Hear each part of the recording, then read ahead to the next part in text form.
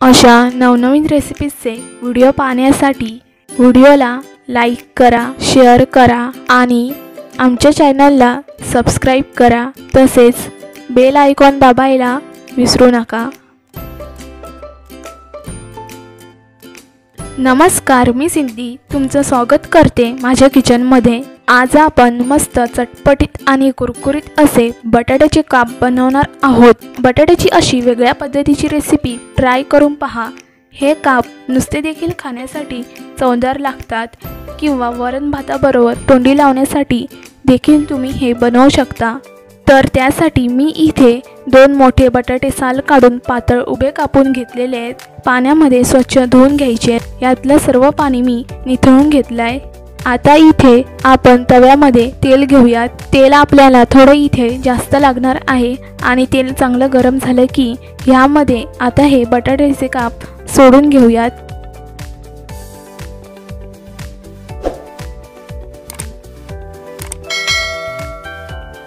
तर आता गॅसची फ्लेम मीडियम करूयात आणि त्यावरती हे बटाट्याचे काप आपण मस्त कुरकुरीत होईपर्यंत आपल्याला हे फ्राय करून घ्यायचे आहेत। थोडेसे हे आपल्याला लालसर करायचे आहेत आणि आता 2 ते 3 मिनिटं झाली की हे पलटून घेऊयात आणि दुसऱ्या बाजूने देखील आपण तसेच फ्राय करून घेणार आहोत। या बटाट्याचे काप तुम्ही चपाती बरोबर खाऊ शकता किंवा डाळ भाताबरोबर सुद्धा खाऊ शकता। खूपच चवदार लागतात हे।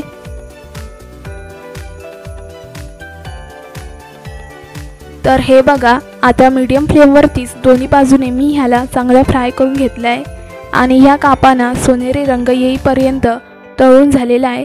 तर हे काप आता आपण बाहेर काढूयात। तर इथे तुम्ही पाहू शकता की मी ह्या पद्धतीने फ्राय करून घेतलेले आहेत आणि आता त्याच तव्यामध्ये मी थोडंसं तेल शिल्लक ठेवलेलं आहे। त्यात आपण मोहरी टाकूयात, थोडंसं जिरा आणि कढीपत्ता ह्यामध्ये टाकू आणि हे परतून घ्यायचं आहे, हलकंसं परतायचं आहे। तर इथे कढीपत्ता चांगला भाजून झालेला आहे। आता ह्यामध्ये बटाट्याचे काप टाकू।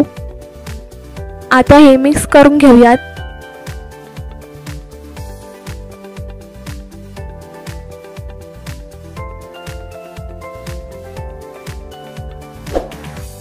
त्यानंतर ह्यामध्ये थोडीशी हळद टाकायची।